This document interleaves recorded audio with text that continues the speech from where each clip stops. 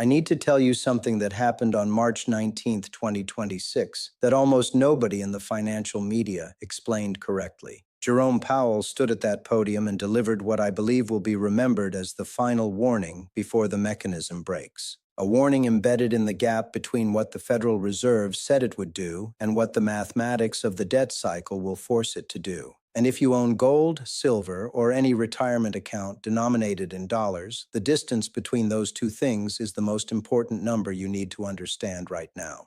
I have spent 40 years watching central banks navigate impossible choices. What I observed on March 19th, 2026 was not a policy statement. It was the moment when the Federal Reserve's operational reality diverged so completely from its stated mandate that the divergence itself became the signal. The final warning was not what Powell said. The final warning was what the Fed can no longer say without lying. Let me start with what actually happened because most investors heard a completely different press conference than the one I watched.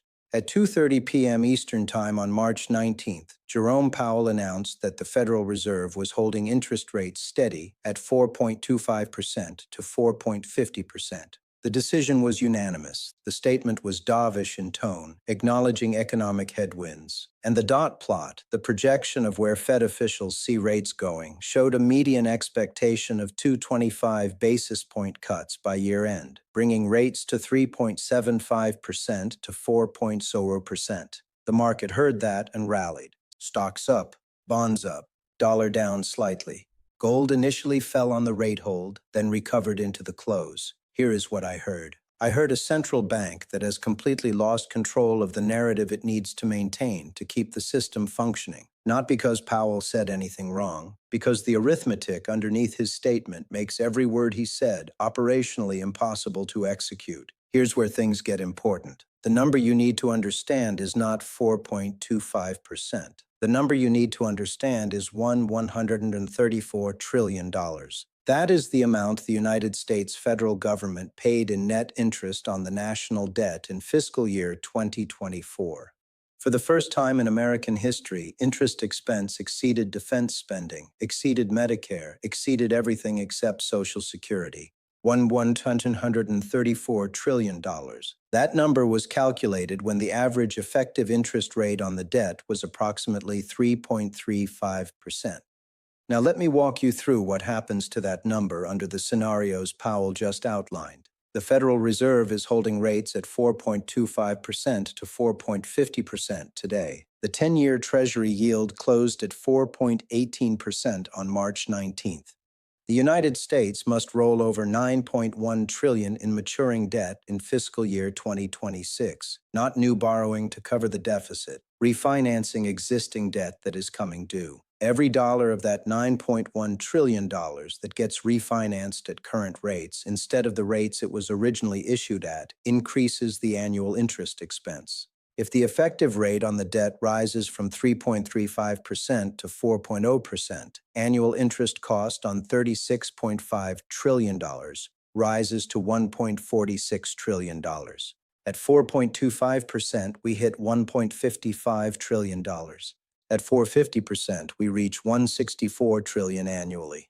The Congressional Budget Office projects net interest will reach $1.7 trillion by 2034, assuming rates fall back toward 3% by 2028. If rates stay where they are today, we hit $1.7 trillion by 2027, 3 years early. Now here is where the final warning lives. Powell said the Fed expects to cut rates twice this year, bringing the policy rate down to 3.75% to 4.00% by December 2026. Let me show you why that statement, which the market heard as dovish and supportive, is actually the most alarming thing a Fed chair has said in 40 years. The Federal Reserve does not cut rates in a vacuum. When the Fed cuts, it signals to the market that economic conditions warrant easing. Bond yields typically fall when the Fed cuts, but not always. And this is the mechanism that matters. If the Fed cuts rates from 4.25% to 3.75%, while core inflation is still running at 2.8%, while oil is trading above $95 per barrel because the Strait of Hormuz remains disrupted, while the fiscal deficit is on track to exceed $2 trillion, For the third consecutive year, the bond market will not follow the Fed lower. The bond market will price in the inflation risk and the fiscal risk, and yields will rise, not fall. This is not speculation. This is the exact mechanism that played out in the United Kingdom in October 2022. The Bank of England was raising rates to fight inflation. The Truss government announced unfunded tax cuts. Bond yields spiked so violently the central bank was forced to intervene with emergency purchases. The UK 30-year yield rose 100 basis points in 48 hours. The United States is not the United Kingdom. The dollar is the reserve currency, but the mechanism is the same. A central bank cutting rates into an inflationary environment while the fiscal authority borrows $2 trillion per year creates a credibility problem. And credibility problems in sovereign debt markets resolve violently. Here is what the final warning actually says. The Fed told you it will cut rates twice this year. The mathematics of the debt service cost and the inflationary environment say it cannot cut without triggering a bond market repricing that would make the rate cuts irrelevant.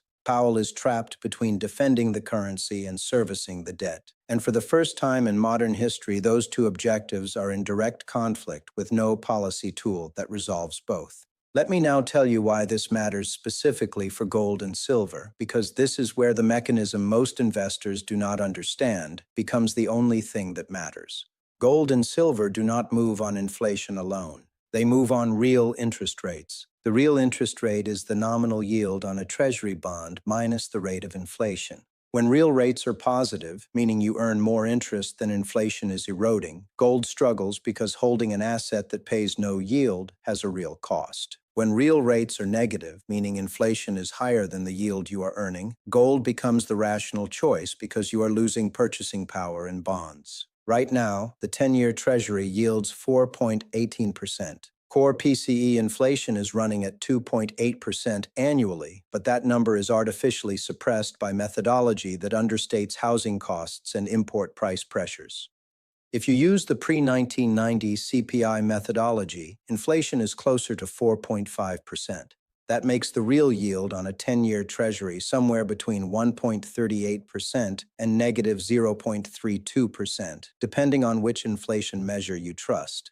The Federal Reserve just told you it plans to cut nominal rates by 50 basis points by year-end. If inflation stays at 2.8%, that takes real yields lower. If inflation rises because oil stays elevated or because fiscal spending continues to run at $2 trillion deficits, real yields go negative. And if the bond market refuses to follow the Fed cuts and yields stay elevated while inflation rises, we get the worst possible configuration. Nominal yields high enough to suppress gold in the short term, real yields negative enough to validate the structural gold thesis, and a central bank that has lost credibility in both markets simultaneously. That is the final warning. The Fed can no longer control both the nominal yield and the inflation rate simultaneously. It is being forced to choose. And every choice validates gold. Now let me walk you through the three scenarios that branch from this moment, because understanding which scenario unfolds determines not whether you should hold gold and silver, but how much and in what form.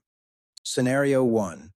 The Fed cuts as promised. Inflation stays contained. Gold consolidates between $4,800 and $5,200. Silver trades $78 to $88. I assign this a 15% probability. The variables required are already misaligned. Oil above $95. Inflation above target. Deficit at $2 trillion. Scenario 2. The Fed cuts and inflation accelerates. The 1970s playbook. Real yields go deeply negative. The bond market sells off despite Fed cuts. Gold breaks $6,000 by Q3 2026 and reaches JP Morgan's $6,300 target by year-end. Silver breaks $100 and tests $120. I assign this a 45% probability. It is the path of least resistance when a central bank is trapped between fighting inflation and servicing unsustainable debt. Scenario 3.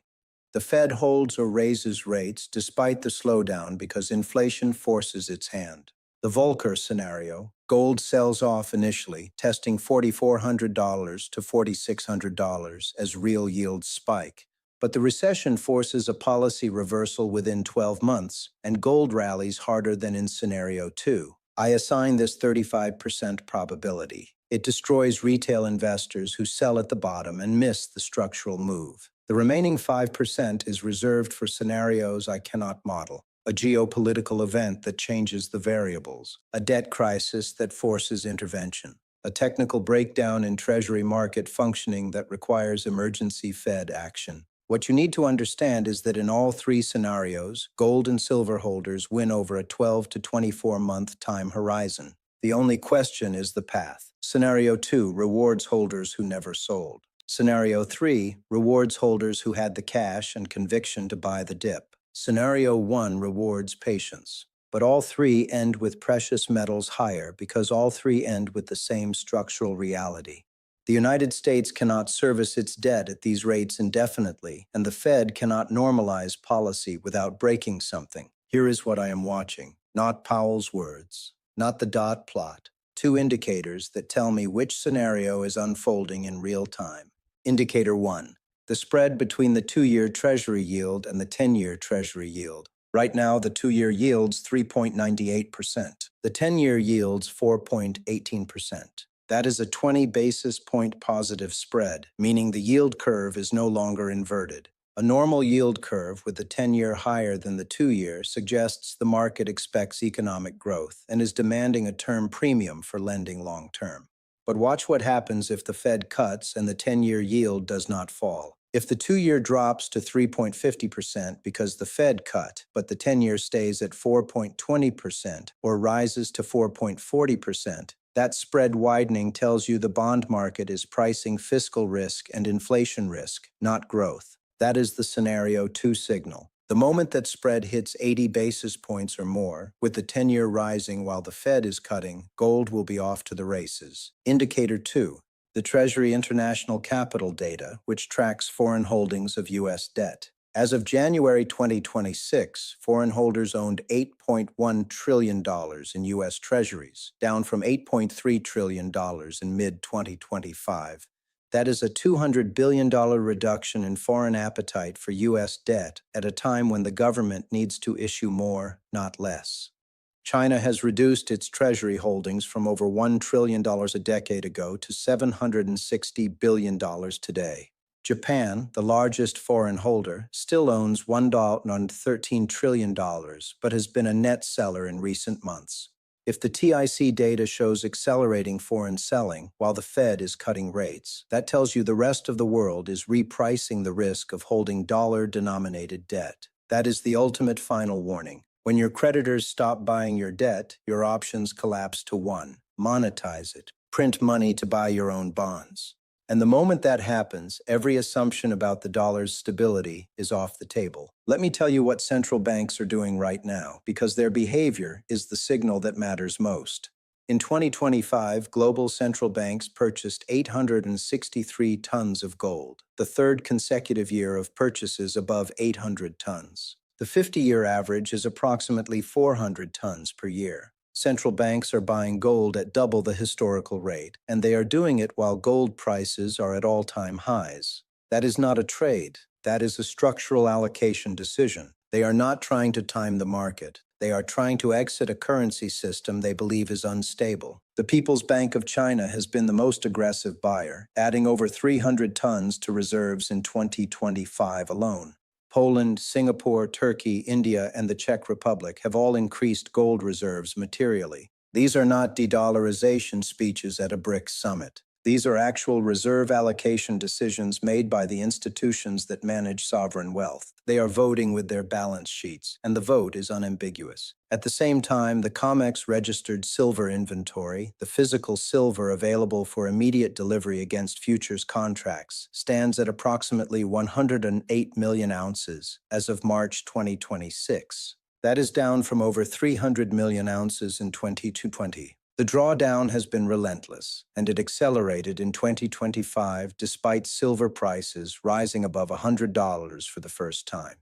Physical demand is overwhelming the paper market's ability to deliver, and the lease rates, the rate at which institutions borrow physical silver, remain elevated at levels that indicate stress. Silver lease rates hit 8% in January 2026 during the spike to $121. They have come back down to 2.5% to 3.5% as of mid-March, but that is still 5 to 7 times the historical norm of 0.3% to 0.5%. When lease rates are elevated, it means institutions that sold silver they did not own are now scrambling to borrow it to make delivery. That is not a healthy market. That is a market in structural deficit being held together by financial engineering. Now let me address the elephant in the room because I know what every gold and silver holder is thinking right now. If the case is so strong, why did gold fall from $5,589 in January to $4,551 by mid-March? Why did silver crash from $121 to $64 in 2 weeks? If the fundamentals are intact, why did the price collapse? I am going to tell you exactly why, and I need you to understand the mechanism because this is the difference between surviving this market and getting destroyed by it. The crash was not a fundamental repricing. It was a mechanical liquidation driven by 3 simultaneous forces. Leveraged ETF rebalancing, algorithmic selling triggered by rising bond yields and a stronger dollar, and sovereign selling by Gulf states that needed cash to cover oil revenue shortfalls while the Strait of Hormuz was closed. All 3 hit at once, and the result was a 48-hour cascade that had nothing to do with the structural case for precious metals and everything to do with the short-term mechanics of how paper gold and silver trade. When gold falls, leveraged ETFs must sell. When those sales push prices lower, algorithms trigger more selling. When that selling accelerates, Gulf sovereign wealth funds that need liquidity sell into the panic, because that is when market depth is gone and selling pressure has the most impact. This is not conspiracy. This is market structure. And it happens in every leveraged commodity when everyone is on the same side of the trade. But here is what did not happen. Central banks did not stop buying. COMEX silver inventory did not magically refill. The fiscal deficit did not shrink. The debt service cost did not fall. Oil did not drop below $70. The structural conditions that drove gold from $2,600 to $5,589 between April 2025 and January 2026 did not change on March 18th. The paper price changed. The structure did not. And this is where the final warning becomes actionable. If you are holding physical gold and silver, the crash changed nothing about your position. If you are holding leveraged ETFs, the crash exposed the fatal flaw in your instrument. You were right about the direction. You were wrong about the vehicle. And in a market moving this violently, the vehicle matters more than the thesis. Let me close with what I am doing because I do not give advice, but I will tell you how I am positioned and why. I own physical gold. I own physical silver. I own a small allocation to unleveraged precious metals mining equities, specifically the companies with the lowest all-in sustaining costs and the highest free cash flow generation at current metal prices. I do not own leveraged ETFs. I do not trade gold and silver futures. I do not try to time the short-term volatility. I am positioned for the scenario that the mathematics makes inevitable, not the scenario that the Fed says it wants. The final warning was delivered on March 19, 2026. The Fed told you it will cut rates twice this year into an inflationary environment with a $2 trillion fiscal deficit and $9.1 trillion in debt to refinance. And the mathematics says that belief is wrong. When a central bank loses the ability to control both nominal yields and inflation simultaneously, when it is forced to choose between servicing the debt and defending the currency loses. Not overnight, but in a process already underway for 3 years and now accelerating.